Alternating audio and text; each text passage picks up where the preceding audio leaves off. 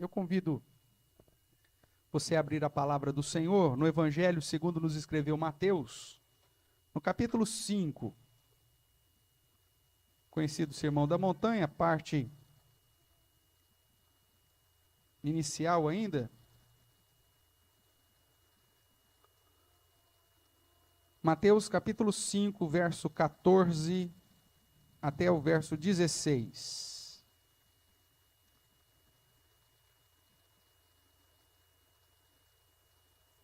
Nós vamos ler todos a uma só voz. Mateus capítulo 5, verso 14 até o verso 16. O discípulo à luz do mundo. Diz assim, portanto, a palavra do Senhor, irmãos todos. Vós sois a luz do mundo. Não se pode esconder a cidade edificada sobre um monte, e nem se acende uma candeia para colocá-la debaixo do alqueire, mas no velador, e alumia a todos os que se encontram na casa. Assim brilhe também a vossa luz diante dos homens, para que vejam as vossas boas obras e glorifiquem o vosso Pai que está nos céus. Amém. Irmãos, nesse momento inicial ainda do sermão, Jesus chama a atenção dos seus discípulos para que, uma vez que estamos em Cristo e vivendo como bem-aventurados, porque fomos alcançados pela graça, porque fomos alcançados pelo cuidado de Deus, devemos viver de acordo com essa nossa realidade.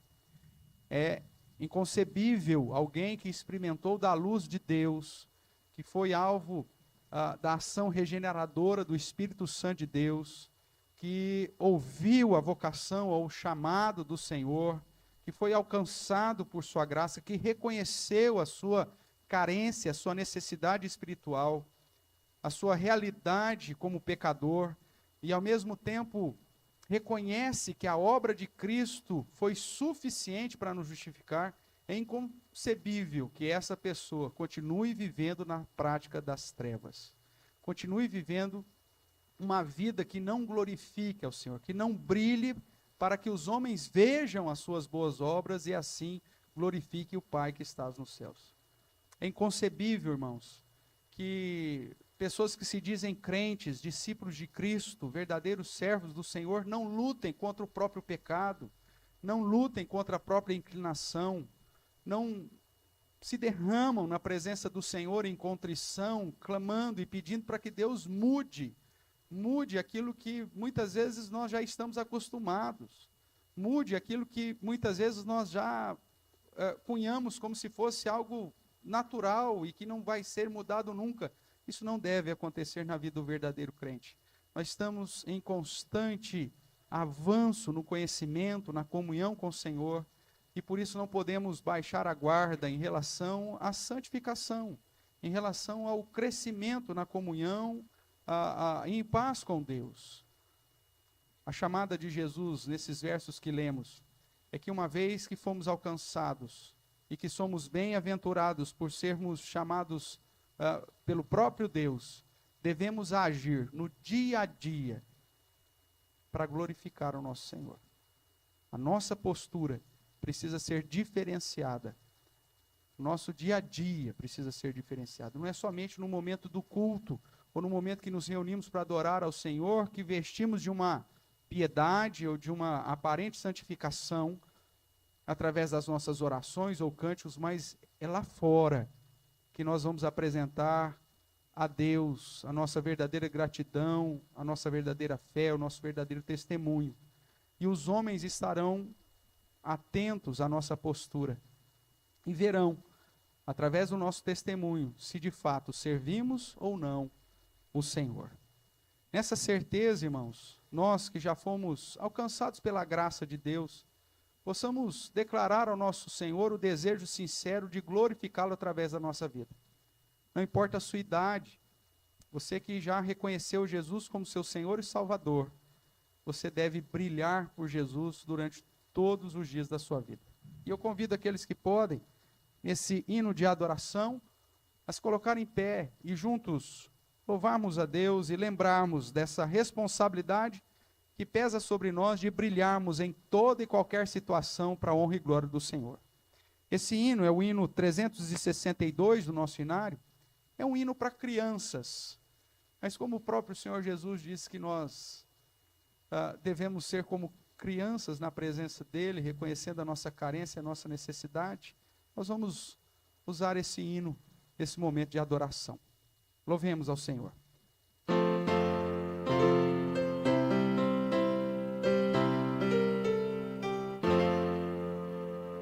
Vejo no céu esplendente do sol a clara luz. Quero viver tão somente brilhando por Jesus. Brilhando, brilhando, brilhando qual doce luz. Brilhando, brilhando, brilhando por meu Jesus. Quero na vida exaltá-lo, na escola e no estudar. Quero também imitá-lo em casa e no brincar. Brilhando, brilhando, brilhando qual doce luz. Brilhando, brilhando, brilhando por meu Jesus. Amável com toda a gente, assim me quer Jesus. De rosto alegre e contente, brilhando como a luz. Brilhando, brilhando, brilhando qual doce luz. Brilhando, brilhando, brilhando por meu Jesus. O feio e triste pecado ajuda-me a vencer. Tendo Jesus ao meu lado, eu quero aqui viver. Brilhando, brilhando, brilhando qual doce luz. Brilhando, brilhando, brilhando por meu Jesus. Amém. Podemos assentar, irmãos. Eis um hino para que você possa, você que tem criança, estar ensinando desde pequenininho, para que ele possa aprender a brilhar para Jesus, até mesmo nas atividades mais corriqueiras. Eu convido você agora a abrir a palavra do Senhor em 1 João, primeira epístola do apóstolo João, apóstolo amado, capítulo 1, texto conhecido, mas nós vamos ler apenas o verso 5, 6 e 7. Primeira epístola de João, capítulo 1, do verso 5 ao verso de número 7. Mesmo assentados, façamos essa leitura de modo reverente, irmãos, a uma só voz, todos juntos, como de costume. Primeira epístola de João, capítulo 1, verso 5 até o verso de número 7. Diz assim a palavra do nosso Deus, todos. Ora, a mensagem que da parte dele temos ouvido e vos anunciamos é esta, que Deus é luz e não há nele treva nenhuma. Se dissermos que mantemos comunhão com ele e andarmos nas trevas, mentimos e não praticamos a verdade. Se, porém, andarmos na luz, como ele está na luz, mantemos comunhão uns com os outros, e o sangue de Jesus, seu Filho, nos purifica de todo pecado. Até aqui. Irmãos, nós temos aqui a apresentação de João, afirmando que Deus é luz e, portanto, aqueles que mantêm comunhão com Deus, que foram chamados pelo próprio Deus, devem andar como filhos da luz, andarmos nessa própria luz, andarmos em Deus, andarmos segundo o padrão de Deus. E aqueles que dizem que mantêm comunhão com Deus, que é luz, mas andam nas trevas, continuam, portanto, nessas mesmas trevas, pois ele diz que é mentiroso e a verdade não está nesta pessoa.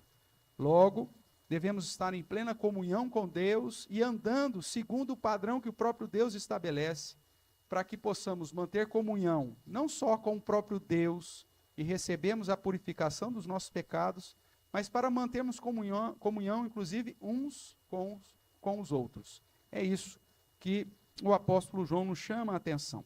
É lógico que ainda estamos nessa luta cotidiana contra o próprio pecado. Jesus nos livrou da condenação do pecado, mas ainda estamos debaixo dele. E essa luta, infelizmente, é constante. Mas não podemos baixar a guarda, devemos, com a ajuda do próprio Deus, andando segundo a luz do próprio Deus, lutarmos diuturnamente contra a inclinação do nosso próprio coração, para que possamos não apenas falar que mantemos comunhão com Deus, mas de fato desfrutarmos dessa verdadeira comunhão. Diante da exortação dessa passagem, irmãos, nós teremos o nosso momento de contrição, de confissão, de pecados, e eu convido você a curvar sua cabeça, elevar seu pensamento a Deus, e eu quero desafiar você a fazer essa autoanálise. Você tem andado na luz de Deus? A sua prática de vida, o seu dia a dia, o que você faz, o que você deixa de fazer, tem sido algo que glorifica o Pai? As pessoas têm visto a tua luz e visto você brilhar, e assim têm glorificado o nome do Senhor? Curva a sua cabeça, fale com Deus em seu coração, e depois de alguns instantes de oração silenciosa, aquele irmão ou irmã que sentir o desejo, nos conduz a Deus uma oração de confissão de pecados e contrição. Oremos.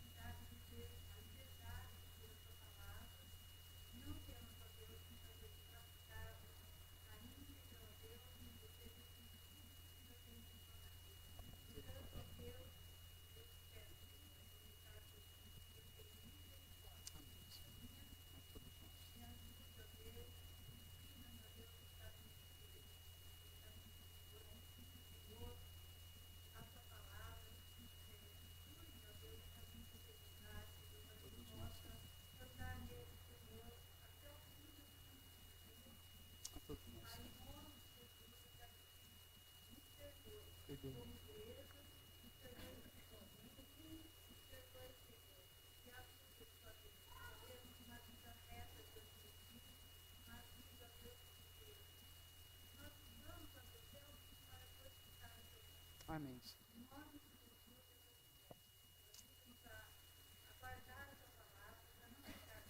Amém, Senhor.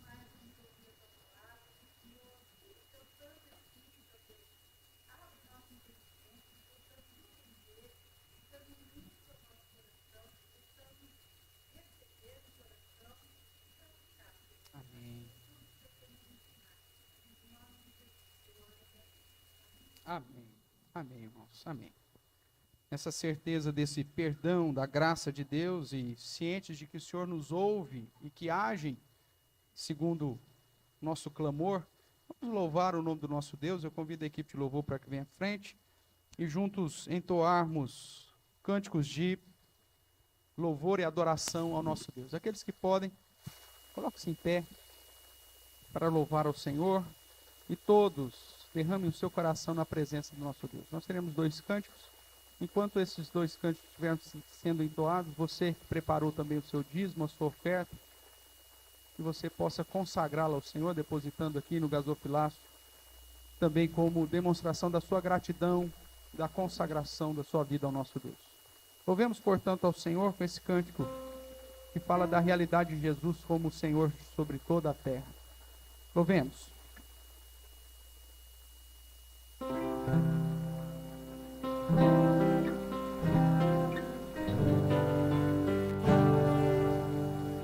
Entronizado Jesus, Senhor,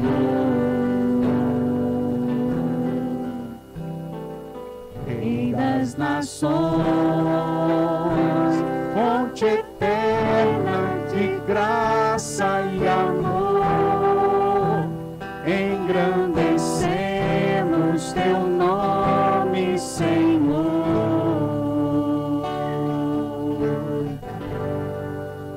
Filho de Deus, que por nós se entregou e morreu, venceu a morte e ressuscitou.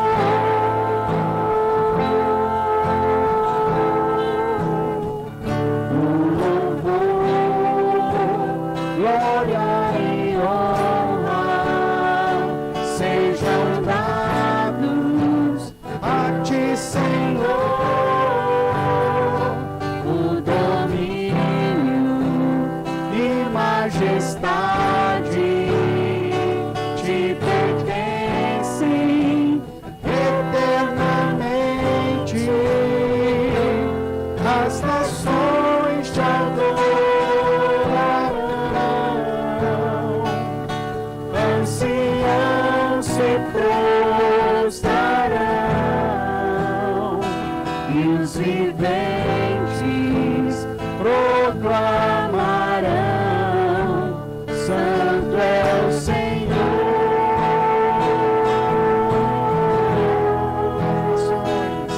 As nações te adorarão, anciãos se prostrarão e os viventes proclamarão: Santo é o Senhor.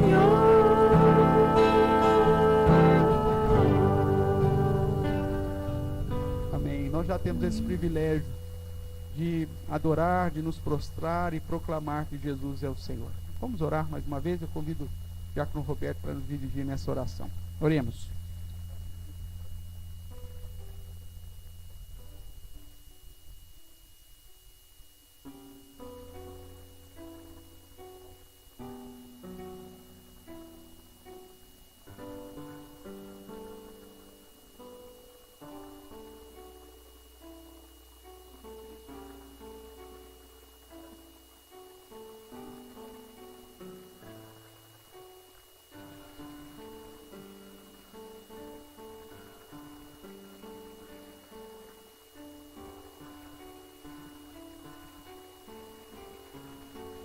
Amém. Louvado seja o Senhor.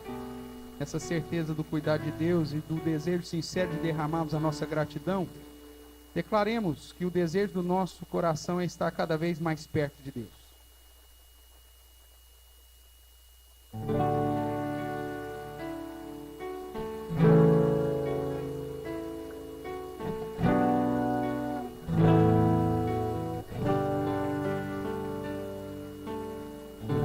Para mais Perto de ti, quero estar mais perto a cada dia. Senhor, bênçãos não irão me distrair. Busco intimidade com quem me abençoou. Amo tua presença, não abro mão de estar junto a ti. Tua presença que me fortalece, a bênção que me enriquece, a tua alegria é minha força, Senhor. Tua verdade é que me faz saber que juntos tudo posso ter, pois a tua presença é a maior das bênçãos, Senhor.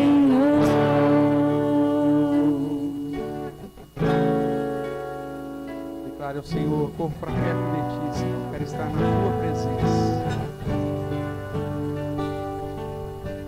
Corro para mais perto de ti.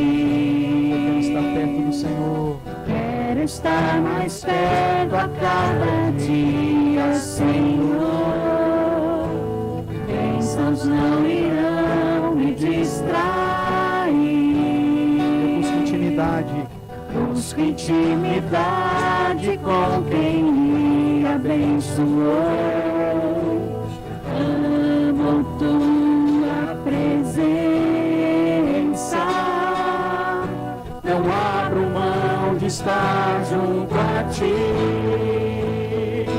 Tua presença é que me fortalece, a bênção que me enriquece, a tua alegria é minha força, Senhor. Tua verdade é que me faz saber que juntos tudo posso ter, mas a tua presença é a maior das bênçãos, Senhor. Tua presença que me fortalece, a bênção que me enriquece, a tua alegria é minha força, Senhor. Tua verdade é que me faz saber que juntos tudo posso ter, mas a tua presença é a maior das bênçãos, Senhor.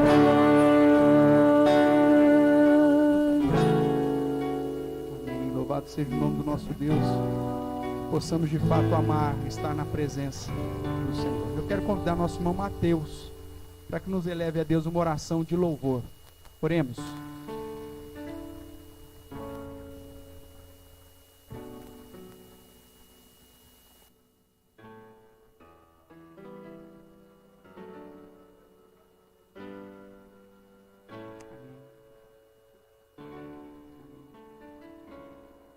Sim, Jesus. É verdade, Pai.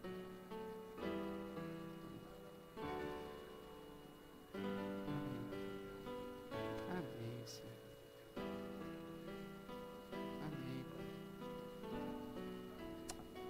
Amém, amém. Podemos assentar, queridos. Eu convido você a abrir a palavra do Senhor na epístola de Paulo, escrita a Tito, no capítulo 1. Nós terminamos recentemente aquela sequência em Ruth, e hoje nós vamos começar uma sequência nas chamadas cartas pastorais. Você que tem nos acompanhado, né, tanto pela internet como também aqui nos momentos dos cultos presenciais, nós, nessa sequência aí, do ano passado, nós já trabalhamos com o livro de Êxodo completamente. Depois tratamos também sobre Ruth, né, inteiramente. Também Tessalonicenses, 1 Tessalonicenses, 2 Tessalonicenses.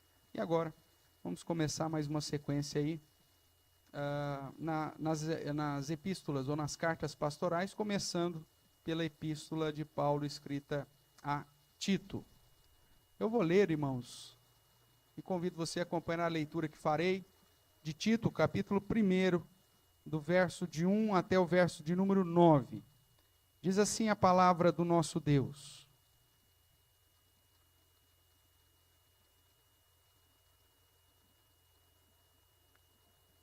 Paulo, servo de Deus, apóstolo de Jesus Cristo, para promover a fé que é dos eleitos de Deus e o pleno conhecimento da verdade, segundo a piedade, na esperança da vida eterna, que o Deus que não pode mentir prometeu antes dos tempos eternos e em tempos devidos manifestou a sua palavra mediante a pregação que me foi confiada por mandato de Deus, nosso Salvador, a Tito, verdadeiro filho, segundo a fé comum, graça e paz da parte de Deus Pai e de Cristo Jesus, nosso Salvador. Por essa causa te deixei em Creta, para que pusesses em ordem as coisas restantes, bem como em cada cidade constituísses presbíteros, conforme te prescrevi, alguém que seja irrepreensível, marido de uma só mulher, que tenha filhos crentes que não são acusados de dissolução, nem são insubordinados. Porque é indispensável que o bispo seja irrepreensível como dispenseiro de Deus, não arrogante, não irracível, não dado ao vinho, nem violento, nem cobiçoso de torpe ganância. Antes, hospitaleiro, amigo do bem, sóbrio, justo, piedoso, que tenha domínio de si, apegado à palavra fiel, que é segundo a doutrina, de modo que tenha poder tanto para exortar pelo reto ensino, como para convencer os que contradizem.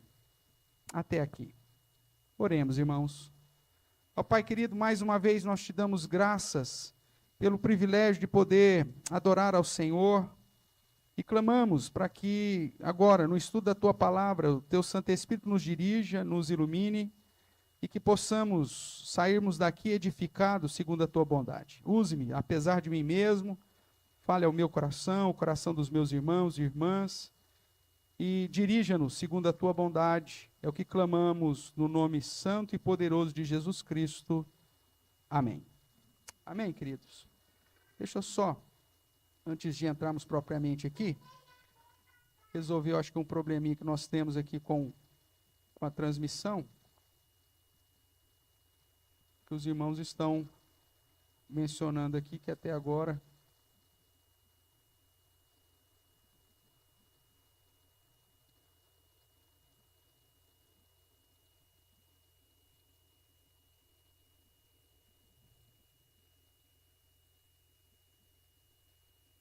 acredito que agora deve ter resolvido.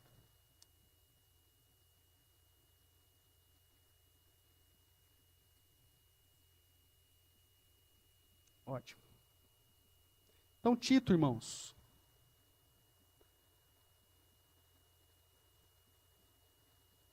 Tito, capítulo 1, do verso 1 ao 9, apresenta o início da carta do apóstolo Paulo, escrita a esse cooperador do Evangelho, um período histórico que provavelmente Paulo já havia sido libertado da sua primeira prisão e que estava ciente agora que, de fato, o trabalho do Senhor estava avançando e que na ilha de Creta, muitas cidades ali haviam se entregue ao Senhor, muitas pessoas, e havia necessidade, portanto, de organização. Paulo deixa Tito com essa incumbência, enquanto deixa Timóteo com a incumbência de tratar da igreja de Éfeso, que era uma igreja mais antiga e que estava passando por dificuldades.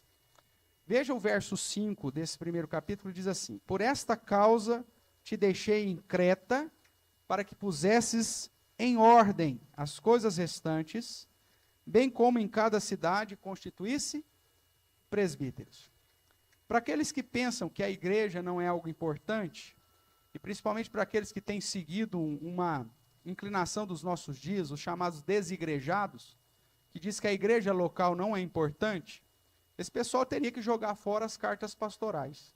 Na verdade, não só as cartas pastorais, mas deveriam jogar fora o livro de Atos e deveriam jogar fora também o Apocalipse, que fala destinado às 7 igrejas da Ásia, e deveria jogar quase que a totalidade dos evangelhos, porque toda a obra de Cristo, o seu ministério terreno na cruz, visava depois preparar homens para apacentar as suas ovelhas e apacentar os seus cordeiros.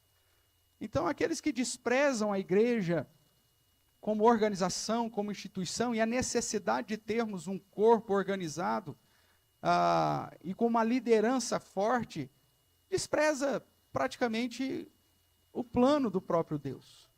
Se Paulo escreve 3 cartas chamadas pastorais para tratar da manutenção da igreja e até mesmo da organização da igreja, é porque este é o padrão de Deus. Se o livro de Atos registra todas as viagens missionárias e o avanço do evangelho de cidade em cidade, saindo de Jerusalém e alcançando os confins, é porque Deus coloca como padrão que as comunidades ou aqueles que são alcançados pelo verdadeiro evangelho se reúnam e se organizam como igreja.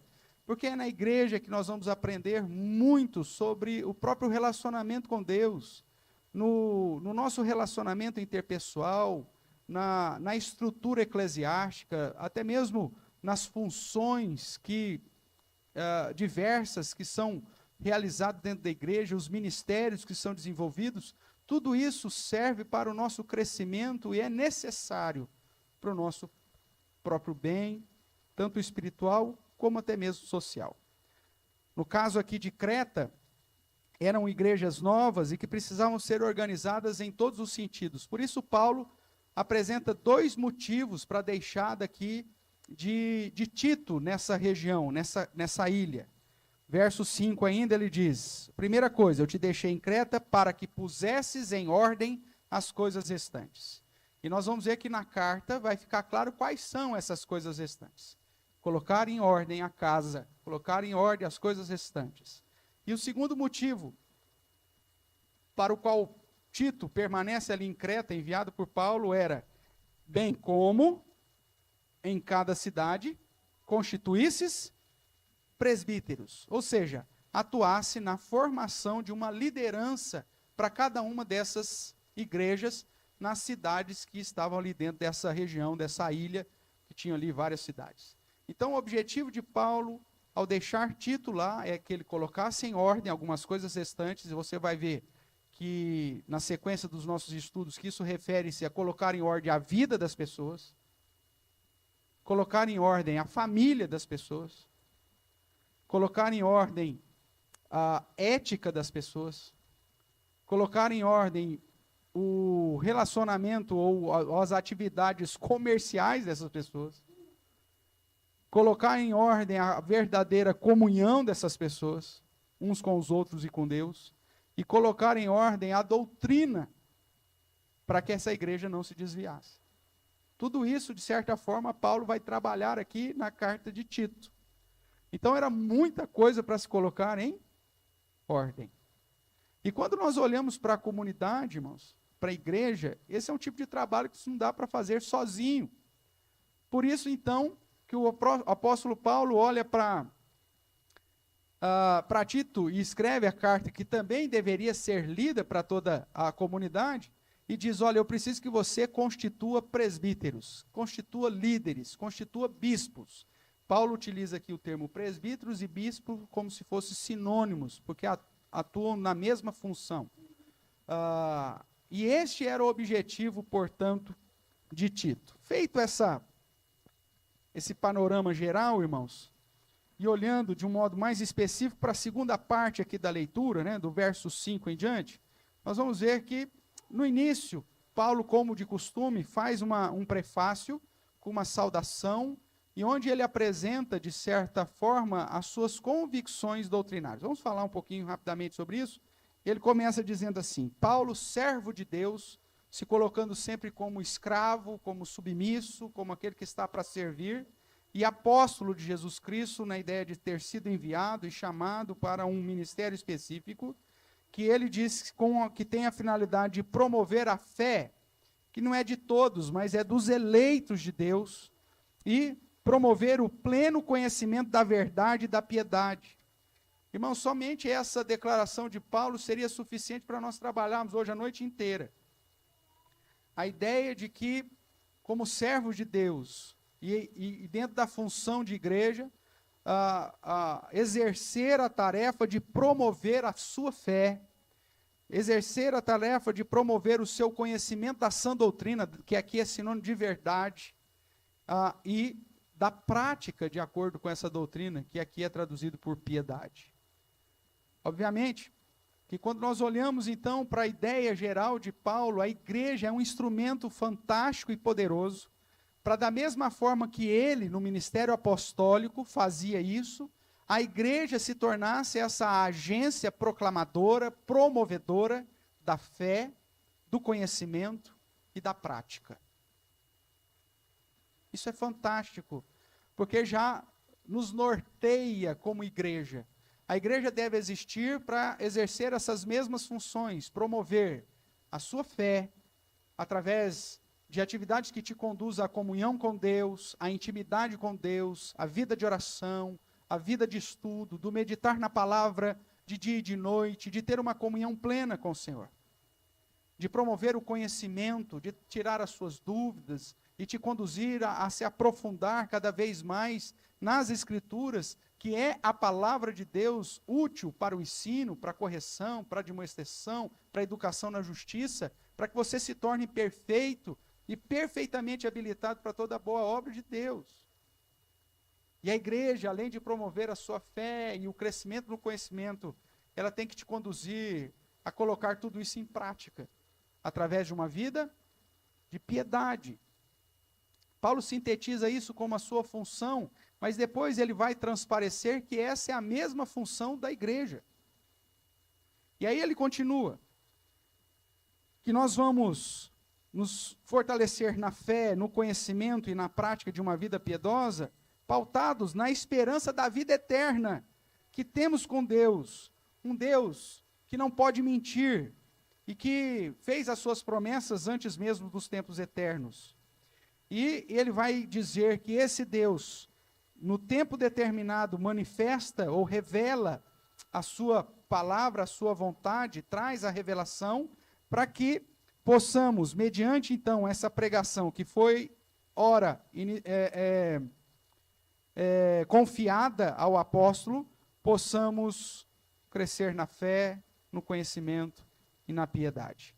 E aí ele então endereça a sua epístola a Tito, que ele chama aqui de verdadeiro filho, mostrando essa interação de Paulo com os seus cooperadores, mostrando essa harmonia, esse modo de glorificar a Deus através desse convívio no colégio pastoral. Ele diz a Tito, verdadeiro filho, segundo a fé comum, graça e paz da parte de Deus Pai e de Cristo Jesus, o nosso Salvador. É muito comum, irmãos, entrando agora no nosso slide propriamente, quando lemos as chamadas cartas pastorais, que são 1ª e 2ª Timóteo e Tito, e também a carta a Filemon, e nos deparamos com uma lista que o apóstolo Paulo apresenta das qualidades ou qualificações para a liderança. Isso nós vimos aqui do verso 5 em diante, mais especificamente do verso 6 até o verso 9. E quando nós olhamos para essas listas de Paulo, se você quiser dar uma olhadinha aí, em Timóteo, em 1 Timóteo capítulo 3, ele vai trazer uma lista semelhante. Então, 1 Timóteo capítulo 3, você tem aí quais as características do bispo ou do presbítero, né? O verso 2 vai dizer, é necessário, portanto, que o bispo seja. E aí ele apresenta uma lista bem semelhante a essa lista que ele apresenta também aqui na epístola de Tito. Então, quando ele apresenta as qualidades ou qualificações, e nós aplicamos tais qualidades ou qualificações naqueles que já exercem algum tipo de liderança da igreja, nós desprezamos o objetivo maior do apóstolo Paulo. Nós lemos aqui, do verso 6 a 9, tais qualidades ou tais qualificações, mas Paulo vai dizer que tais qualidades ou qualificações deveriam ser observadas por Tito para que então Tito constituísse tais pessoas como liderança da igreja. Uma liderança que, como já disse, tem o objetivo de promover a fé, o conhecimento e a piedade. Mas quando nós olhamos para as qualificações, nós pensamos que são alvos a serem alcançados por aqueles que, porventura, são alçados à posição de liderança. Mas não é esse o padrão. Eu já quero de cara demonstrar isso para você, de que para que alguém se torne líder dentro da igreja do Senhor Jesus Cristo, ele precisa de antemão possuir tais qualidades e tais qualificações. A igreja não constituirá a liderança na expectativa de que esses líderes se tornem alguém dentro do padrão que a própria Escritura apresenta. Não. As pessoas precisam viver já com essas qualidades, para que aí a igreja possa depois, então, reconhecendo tais qualidades e qualificações, colocarem tais pessoas na função e no ministério que o próprio Deus chamou e que será confirmado através da igreja. Só que o grande problema que a igreja contemporânea vive é que muitas vezes na administração dessa igreja, a própria igreja coloca pessoas na liderança que, ao invés de serem instrumentos para promover a fé, o conhecimento e a piedade, colocam pessoas que são instrumentos de desgraça dentro da igreja. Homens que não brilham diante dos outros homens, homens que não vivem como verdadeiros cristãos no seu dia a dia, nas atividades do dia a dia, e que não dão testemunho de serem verdadeiros discípulos de Cristo, que não lutam para viver uma vida piedosa e de uma prática segundo o padrão que a própria Escritura apresenta, mas que têm sede pelo poder, que têm desejo pelo título, e que ambicionam posições dentro de comunidades. E não são de qualquer uma, não. Eles escolhem até mesmo quais comunidades. Às vezes fazem um plano de carreira, começa lá numa congregaçãozinha pequenininha, no pé da serra, para depois chegar na sede da denominação, no alto do monte. Esse não é o padrão.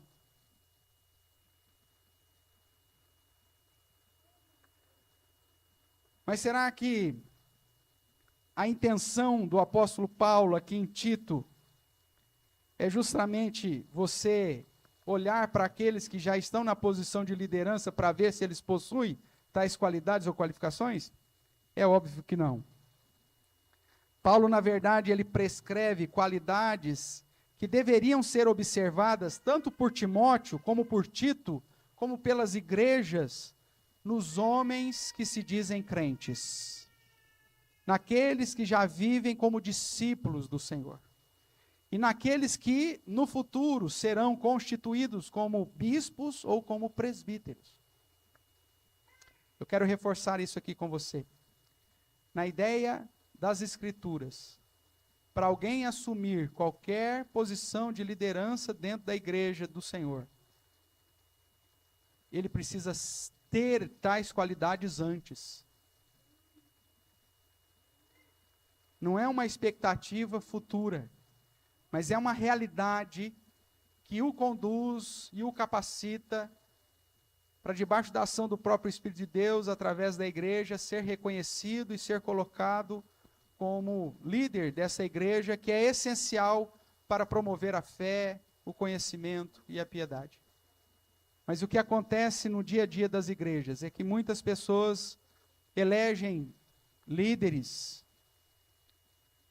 pela posição social que esse líder tem na sociedade, ou que essa pessoa tem na sociedade, pela graduação, pelo título acadêmico, pelo extrato bancário, pelo nome de família, e não pelas qualidades e qualificações que deveriam ser vistas neles. Essa é a tragédia da igreja, irmãos. Colocar lobos para pastorear as ovelhas. É a pior coisa que nós podemos fazer. Porque ao invés de promover a fé, eles vão promover qualquer outra coisa, menos a fé. Eles vão promover a sociabilidade, eles vão promover a tolerância a toda e qualquer prática perniciosa. Ao invés de conduzir ao conhecimento, ele vai querer que você fique cada vez mais raso do conhecimento bíblico, porque assim eles vão se manter e manter a igreja numa função para a qual ela não foi chamada, e por isso tantas igrejas nos nossos tempos são simplesmente igrejas infrutíferas. Não tem conhecimento. E muito menos produzirão uma vida de piedade. Porque os tais lobos vão conduzir a igreja para uma vida de promiscuidade. Tolerando o pecado, aceitando as práticas perniciosas. Até mesmo incentivando algumas. E quando isso se aloja dentro da igreja, ela quebra. Essa situação quebra com a função para o benefício que a igreja deveria trazer para as pessoas. Paulo, ciente disso, prescreve qualidades que têm que ser vistas antes na figura dos servos de Deus. Como acabei de dizer, um erro em nossos dias, quando vamos eleger líderes para a igreja, é pensar que estamos elegendo alguém para que este venha a ter tais características. Quando, na verdade, deveríamos eleger ou votar em alguém que já possua tais características, que já possua tais qualidades ou qualificações, qualidades essas ou qualificações descritas tanto aqui para Timóteo, no capítulo 3 da primeira epístola, como aqui no capítulo 1 da epístola de Tito. Justamente, irmãos, por andar de modo digno, por andar de modo fiel, em obediência, conforme o que está prescrito nas Escrituras, é que eu posso ser constituído líder. Se eu não ando de modo digno, se eu não ando de modo fiel ou de modo obediente, se eu não possuo a prescrição que a própria Bíblia aponta para mim, eu não posso assumir nenhuma posição de liderança, porque eu serei pedra de tropeço, serei instrumento de maldição e não de bênção.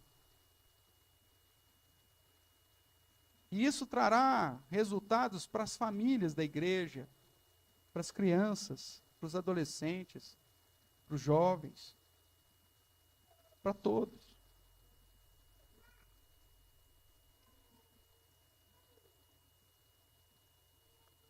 Pesa sobre a igreja a responsabilidade, segundo o livro de Atos nos ensina, de orar e jejuar, para então saber como proceder e quem eleger. Porque se a igreja faz isso como se estivesse votando num representante de classe da primeira série, todo o reino sofrerá. Se lidarmos com a eleição de liderança da igreja, como se estivéssemos tratando, muitas vezes, de um representante do nosso grupo de fraternidade, nós colocaremos a igreja num caminho de autodestruição.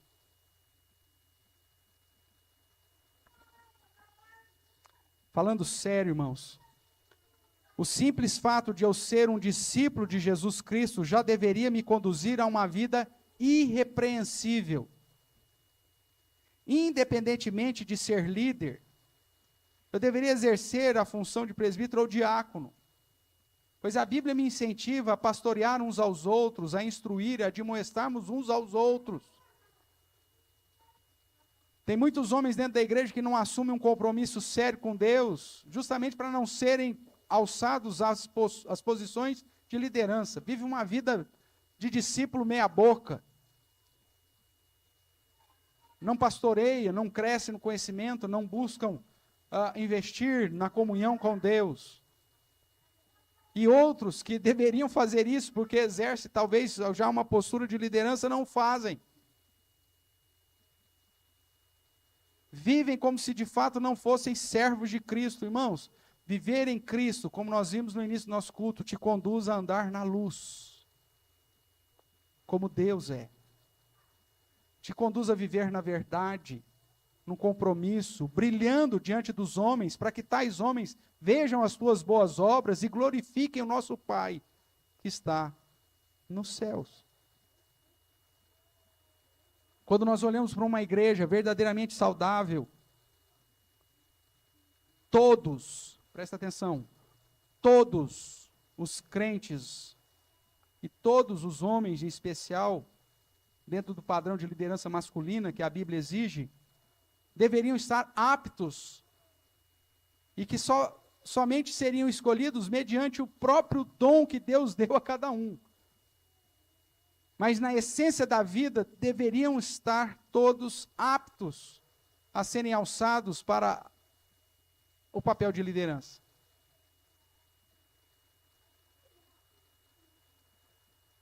Você não começa a viver uma vida santa para ser líder.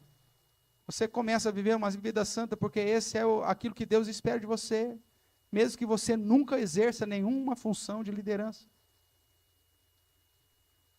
Porque tais qualidades ou qualificações são exigências para todos os crentes.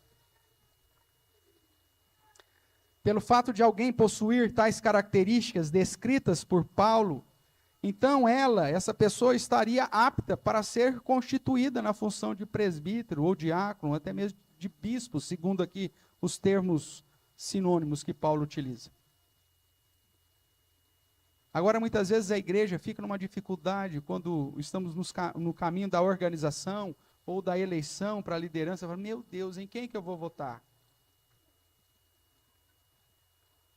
O próprio Deus, através da sua palavra, já traz critérios que você deve observar.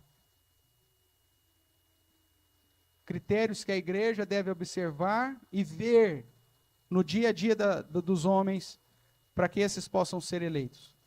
Mas, ao mesmo tempo, princípios que os homens devem estar atentos para viverem no dia a dia, para que se Deus, num determinado momento, resolver chamá-lo para o exercício da função de liderança, você esteja, então, preparado.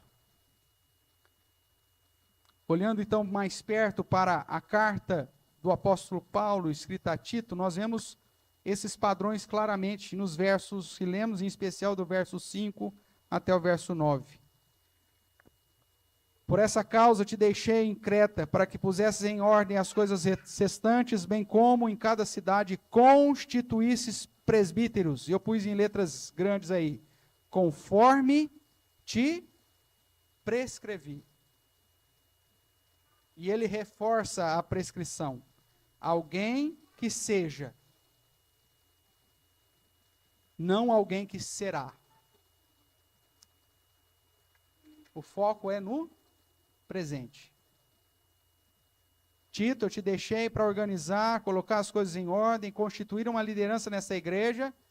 Alguém que seja, não alguém que tenha potencial para ser, ou nem alguém que você imagine que pode vir a ser, mas alguém que seja, que já possua tais características. O contexto, portanto, irmãos, aponta para o fato de que Tito, na tarefa de plantar e organizar as igrejas na ilha de Creta, deveria ensinar e observar dentre os homens crentes quem apresentava características como as prescritas. Então, cabia a ele constituir essas pessoas presbíteros ou bispos da igreja. Observamos que tais critérios deveriam ser vistos em todo e qualquer homem crente. Logo, o tema que eu quero trabalhar com os irmãos nessa noite é as posturas exigidas a todos os homens cristãos. Você crê em Jesus como seu único suficiente Salvador? Você é um crente em Cristo? Você que é homem, dentro desse padrão de liderança masculina, Então aqui nós veremos as posturas que a palavra do Senhor exige de você. E posturas que são determinantes para que um dia você possa exercer a liderança dentro da igreja. Algumas dessas posturas vão limitar algumas pessoas, é fato, irmãos. Nem todo homem cristão vai poder exercer função de liderança. Os critérios determinarão isso. Isso não significa que você não pode ser um homem cristão, vai continuar sendo, mas talvez não exercerá a função de liderança. Ótimo. Mas independente disso, naquilo que tange a sua responsabilidade, você deve estar atento a tais posturas. Porque é isso que o próprio Cristo espera de todos aqueles que Ele chamou para a sua igreja. Vejamos, portanto, então, as posturas exigidas aos homens cristãos. Eu dividi aqui em áreas. E a primeira coisa que o apóstolo chama a atenção é que esse homem tenha autoridade familiar. Ele seja um homem irrepreensível. Veja aí o verso 6. Alguém que seja irrepreensível, marido de uma só mulher, que tenha filhos crentes, que não são acusados de dissolução e nem são insubordinados. Nós vemos então nessa divisão, irmãos, que a primeira postura exigida por Paulo aos homens é que esses homens sejam homens de verdade, como Davi já havia dito para que Salomão fosse, e que tenham a postura de liderança no contexto familiar. Infelizmente, nós vivemos numa geração que a figura masculina foi desconstruída na nossa sociedade. Não só fizeram de nós mais femininos, como também fizeram de nós mais infantis. Os homens da nossa geração não sabem ser homens no padrão que o próprio Deus estabeleceu. E por isso muitos deles não têm nem condições de assumirem o padrão que deveriam assumir dentro da casa, dentro da família. Eles nem sabem quais as funções que deveriam colocar em prática dentro da casa. São muito mais amigos do que maridos. São muito mais cooperadores do que líderes. E isso acaba sendo trazido para dentro da igreja. E é por isso que muitas vezes nós encontramos igrejas com a liderança frágil. Uma liderança incapaz de administrar aquilo que o próprio Deus confiou a ele. Nesse sentido, irmãos, você como mãe, em especial como mãe de meninos, e você como pai, em especial como pai de meninos, pesa sobre você a função de ser exemplo e de auxiliar os seus meninos a serem homens de verdade. A aprenderem a viver como homens de verdade. E essa mensagem é uma mensagem que não é agradável para os nossos dias. Pois dentro da perspectiva dessa geração corrupta que vivemos e desprezível, esse tipo de pregação soa como machismo, soa como intolerância. Hoje dizer que menino veste azul e menina veste rosa é algo terrível.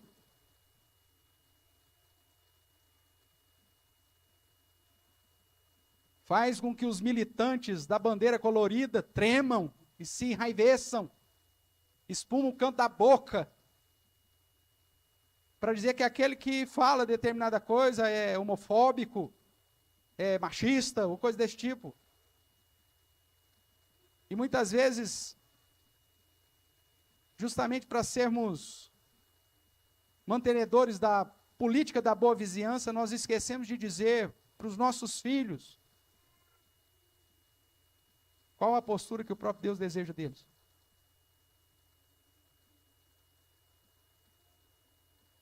Eu sei do que eu estou falando, porque eu tenho 2 meninas e um menino. E sei como é diferente educar meninas e como é diferente educar meninos. E tem que ser assim. E qual a dificuldade, muitas vezes, de você quebrar a influência que esse mundo está trazendo sobre os nossos meninos? Se nós não abrirmos os olhos, daqui a pouco, se já não estamos vivendo isso, a igreja não cumprirá mais com seu papel de promover a fé, o conhecimento e a piedade. A primeira postura exigida aos homens cristãos é serem autoridade na vida familiar. E a subdivisão que eu aponto aí é como líder da casa. A palavra do Senhor te apresenta como cabeça do lar. A missão é sua. O norte, quem tem que dar é você. É nesse sentido que a Bíblia ensina a submissão da mulher, estar debaixo da missão do homem. Não é sujeição, não é ser empregada, não é ser capacho. Nada disso a Bíblia ensina. Até mesmo em relação à vida sexual, a Bíblia confere à mulher os mesmos direitos ao homem. 1 Coríntios, Paulo vai dizer que o corpo do homem não pertence a ele, sim à mulher, e o corpo da mulher não pertence a ela, sim do marido. E que ambos precisam suprir uns aos outros. A igualdade sexual é dada pela Bíblia há 2000 anos atrás. Mas ao mesmo tempo é apresentado que existe uma missão dada ao homem de ser o cabeça, de ser o líder, de ter autoridade na sua casa. E de que a mulher ela vai estar debaixo dessa missão, por isso submissão. Ela precisa ser a auxiliadora para que a missão seja cumprida. O problema é que os homens de hoje não têm, nem sabem qual a missão que eles devem exercer. E para a família não ser totalmente destruída, a mulher é que assume a missão. Porque o pai não respeita as funções que o próprio Deus lhe deu.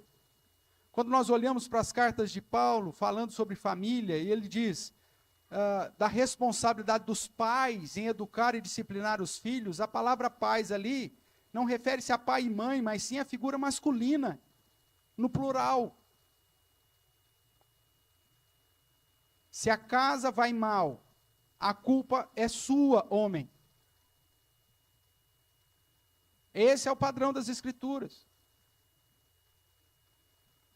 Se as coisas não estão andando bem, é porque você não tem dado a missão correta. Você não deu o norte, você não sabe nem para onde você está indo. Paulo vai apresentar que essa característica é uma característica de todo homem crente. Ele precisa ser autoridade na sua vida familiar, ou seja, ele tem que ser líder da casa. Irrepreensível, aquele que não precisa ser repreendido.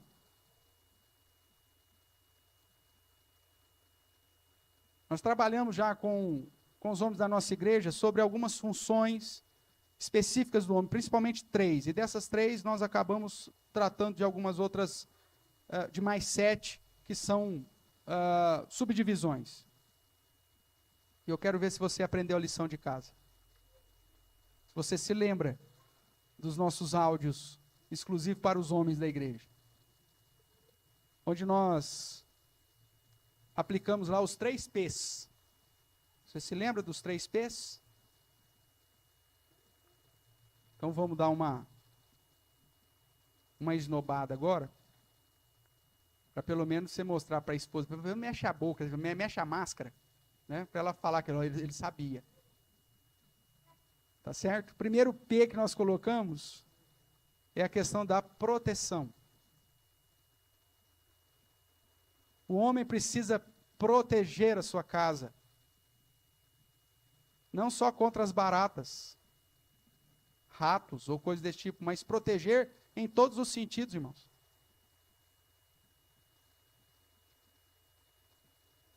E isso foi tirado da nossa sociedade.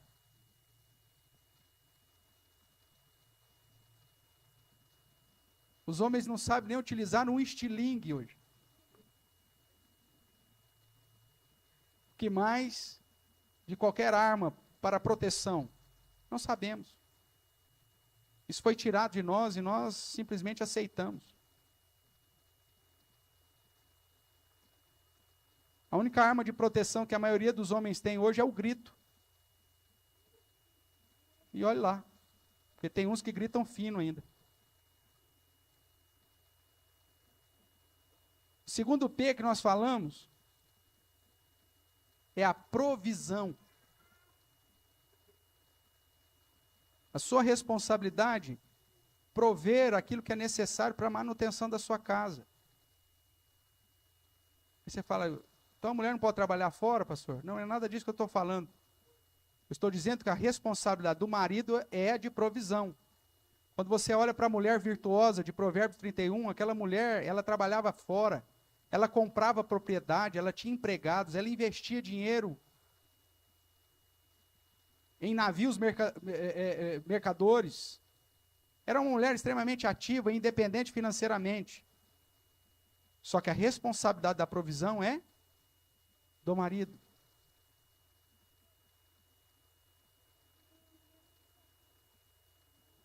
E o terceiro P que nós trabalhamos com vocês é aquilo que chamamos de promoção. Ou seja, promover a qualidade da sua família. Investir na sua esposa, nos seus filhos, na educação, no crescimento, inclusive, profissional delas. Como Cristo faz com a igreja. Ele dota, ele capacita, ele direciona. E o homem precisa estar atento a isso também. Se você estiver fundamentado nessas funções como marido, de proteger, de prover e de promover, certamente você cumprirá suas funções. Dentro da proteção, irmãos, não está simplesmente a questão de segurança, mas a proteção emocional. Não está simplesmente a questão de proteger fisicamente, mas também emocionalmente. A provisão não significa trazer só o arroz e o feijão para casa, mas prover um ambiente saudável, de equilíbrio, de inteligência emocional. E uma promoção é deixar os seus próprios sonhos, para muitas vezes investir no sonho da sua esposa e de seus filhos. É deixar o seu próprio hobby, para que eles tenham o deles. E hoje nós vemos homens totalmente egoístas, que diante da situação de risco é o primeiro a sair correndo, que diante da provisão pensam simplesmente a gastar os recursos para a manutenção dos seus próprios desejos.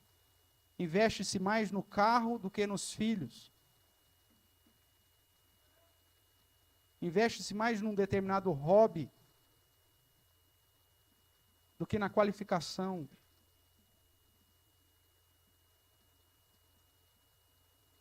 E que ao invés de promover um ambiente saudável, equilibrado e cristão, promovem uma família totalmente desestruturada e sem a fé, o conhecimento e a piedade. Cuidado, irmãos. Primeira postura que o apóstolo Paulo chama atenção para todos os cristãos é ser autoridade na vida familiar. Como líder da casa, você precisa ser irrepreensível, protegendo, provendo e promovendo. Ainda falando da autoridade na vida familiar, ele vai dizer como esposo. Veja aí a sequência do texto.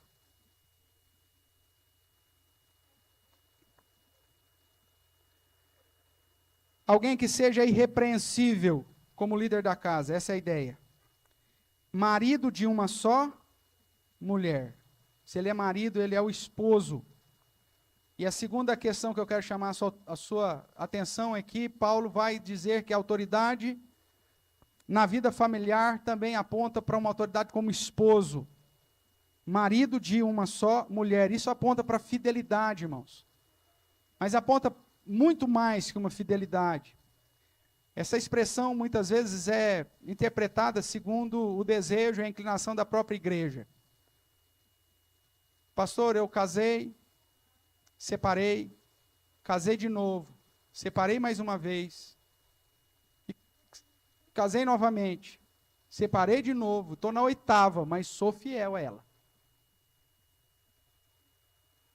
Enquanto eu estou casado com ela, nunca tive duas mulheres ao mesmo tempo.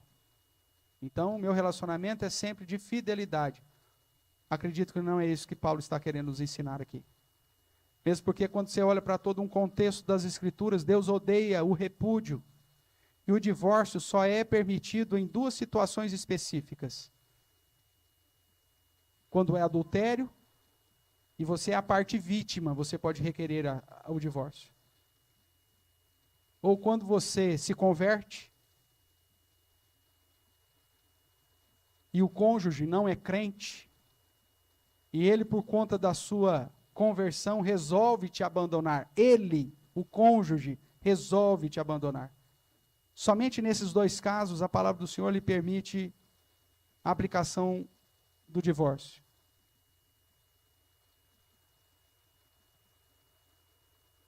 Se você foi a parte vítima de um adultério, obviamente que então você tem o direito de se divorciar, inclusive de casar novamente.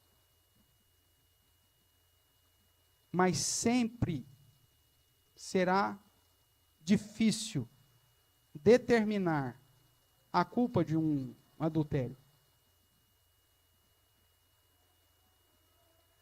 Tem cônjuges que simplesmente lançam o outro para a prática da promiscuidade, quando não cumpre com as suas funções conjugais, quando despreza, quando violenta. Como definir quem é a parte vítima? Muito difícil.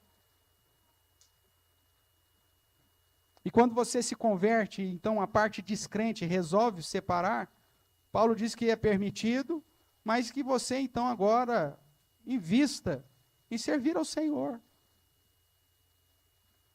Portanto, quando diz marido de uma só mulher, eu me inclino a uma interpretação mais severa, mas que ao mesmo tempo está de acordo com a própria visão de Cristo, quando trata da questão do divórcio.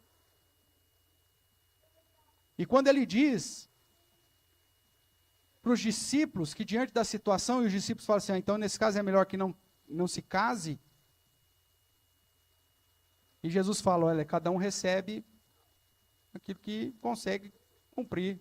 E é por isso que existe eunucos de nascença, eunucos que os homens fizeram tais, e outros que se fazem eunucos por causa do reino.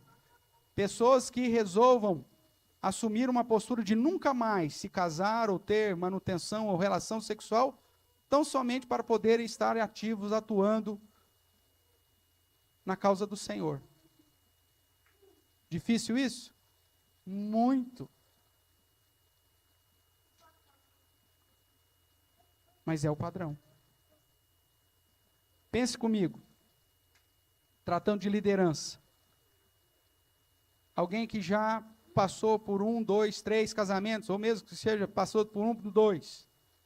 E a gente vai ter que tratar da promoção da fé, do conhecimento e da piedade.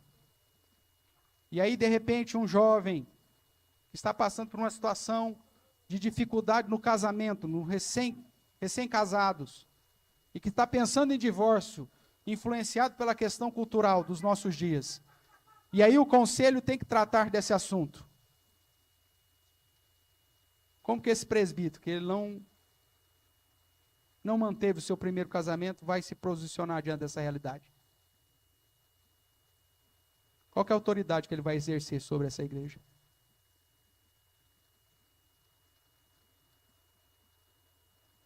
Diga você no seu próprio coração. Como que vamos brilhar diante dos homens, para que esses homens vejam as nossas boas obras e glorifiquem a Deus? Ah, a liderança da sua igreja só tem tranqueira. Aí como que eu estou passando problema no meu casamento? Aí você fala, vai lá na minha igreja, conversa lá com o meu pastor. Ah, mas seu pastor já está no quarto casamento, como que ele vai poder me ajudar?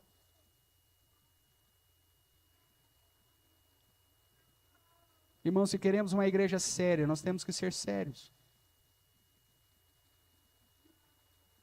É lógico que dentro do contexto da nossa cultura, da permissão e da aceitação, obviamente, do divórcio, do novo casamento, essa será a realidade de muitos crentes sinceros e verdadeiros.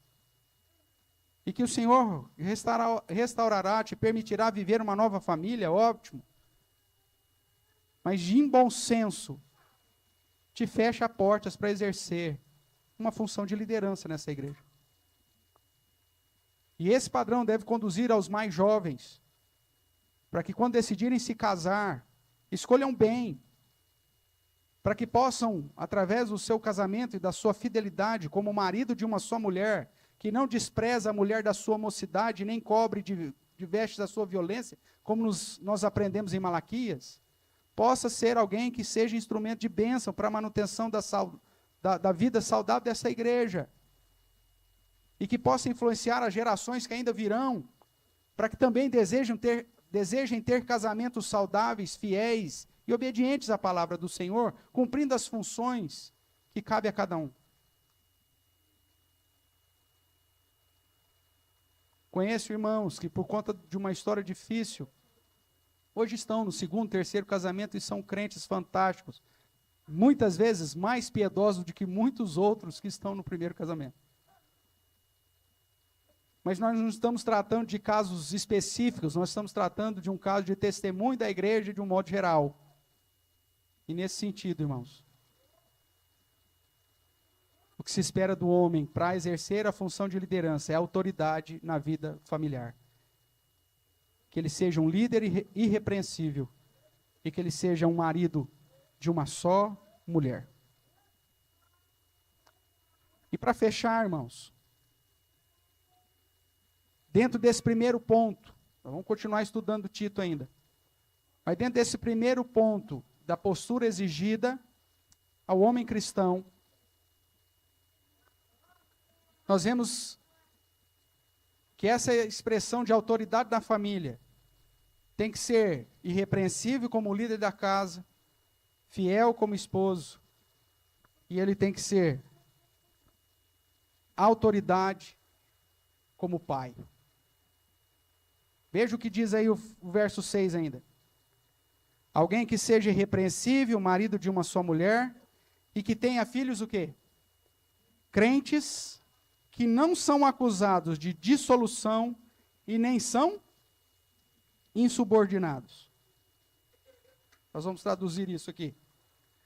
A ideia, irmãos, é que o homem, como autoridade na vida familiar, ele assuma a responsabilidade na educação dos seus filhos, na manutenção da disciplina dos seus filhos, na moralidade dos seus filhos, para que eles não caminhem naquilo que é dissolúvel, na dissolução, naquilo que mancha os bons costumes, e que não são insubordinados, que aprendam a honrar o próprio pai e a mãe, que aprendam a respeitar os mais velhos, a honrar o Senhor, e a se portarem em toda e qualquer situação, em todo e qualquer lugar. O que se espera do homem cristão é que ele viva como uma autoridade na vida familiar, sendo irrepreensível como líder, sendo fiel como esposo e sendo pai, como a expectativa bíblica apresenta, tanto de modelo, de prática, de vida, como também de uma posição de autoridade para educar, para corrigir, para admoestar e para conduzir no caminho. Quando nós olhamos para Provérbios, e talvez o provérbio que seja mais conhecido em relação à criação de filhos, é justamente o texto que diz: ensina a criança no caminho que deve andar. Mesmo sendo velho, não se desviará dele. Não importa o caminho, querido. Aqui não está falando do caminho do Senhor, está falando do caminho que você ensinar. E se o seu exemplo ensinar um caminho diferente daquilo que a palavra de Deus ensina, é esse caminho que ele vai aprender.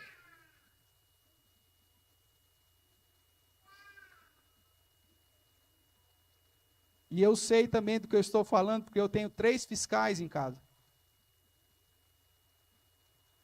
Que a cada postura, que a cada tomada de decisão, que a cada palavra, eles apontam o dedinho.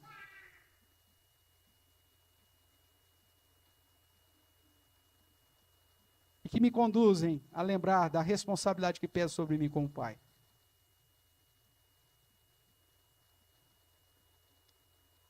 aquilo que você fala e como fala, aquilo que você age, como age, aquilo que você ensina e como ensina, tudo faz diferença. O provérbio diz: ensina a criança no caminho. Isso aponta que você vai estar caminhando junto. Não é para ensinar o caminho, mas é ensinar no caminho, enquanto se caminha com ele. Um pai ausente nunca vai ser uma boa influência para o filho. Não é a quantidade de tempo, mas é a qualidade do tempo aqui que vai importar. Por conta das suas atividades profissionais, você pode até ter um tempo restrito, pequeno, no convívio com seus filhos, mas que esse tempo restrito e pequeno seja um tempo de qualidade, de uma influência definitiva na vida deles. Seus filhos precisam te ver aos pés da cruz, orando, adorando, e por isso que o culto é a presença de todos diante do Senhor. Seu filho precisa ver a sua postura. Eles precisam observar como que você anda. E se você anda de modo dissoluto, ele vai saber e vai te imitar nisso.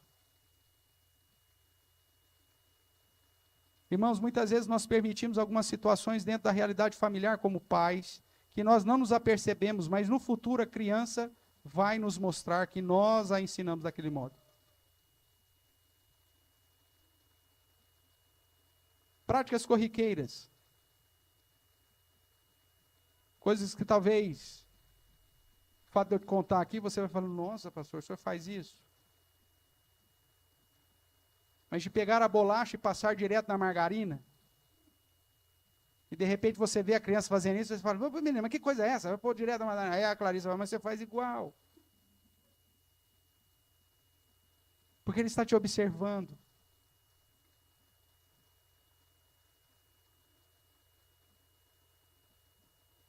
Posturas do dia a dia. Nós estamos vivendo um mundo tecnológico, queridos. Cada dia mais cedo, os pais estão entregando aos seus filhos celulares, tablets, e dando acesso a redes sociais, mesmo que a rede social, que é ímpia, determine uma idade limite para os seus filhos. Como eu fico extremamente entristecido a observar que alguns filhos dos crentes da nossa igreja estão fazendo aniversário e completando 40 anos no Facebook, quando só tem 7, 8. Mas como que eles estão completando 40 anos no Facebook? Quem mentiu na data de aniversário deles? E mesmo que eles tenham feito isso sozinho, e se você não viu, a culpa é sua. E se você viu e permitiu, a culpa é sua 2 vezes. E aí você está indicando para o seu filho que ele pode manipular o sistema, que ele pode mentir, que ele pode enganar. Você precisa ser irrepreensível, fiel, disciplinado, autoridade. Se você quer uma família saudável, irmãos, são 24 horas por dia atento. E mesmo assim nós falharemos. Agora, se você não estiver atento, a certeza do fracasso será inevitável. As cartas pastorais começam, em especial a carta de Tito, chamando a nossa atenção para o fato de que os homens cristãos, independente se vão exercer ou não liderança no futuro, precisam ter características que a própria Bíblia apresenta. E a primeira é a autoridade na vida familiar, sendo irrepreensível como líder da casa, sendo fiel como esposo, sendo autoridade como pai, tendo filhos crentes, autoridade espiritual, ensinando o seu filho a ser crente, orando com ele, ensinando a Bíblia para ele, e disciplinado, para que eles não sejam nem dissolutos e muito menos insubordinados. Ou seja, que sejam exemplos de fé, de submissão a Deus e de obediência. A tarefa não é fácil, mas é o padrão que Deus espera de você. E você, esposa, é instrumento para ser auxiliadora, para que seu marido, mesmo influenciado por essa sociedade tão terrível, essas últimas gerações, debaixo da ação do Espírito Santo, se torne o homem que Deus quer que ele seja. Para a honra do próprio Deus, para o bem da sua casa e para o bem da nossa igreja. Amém?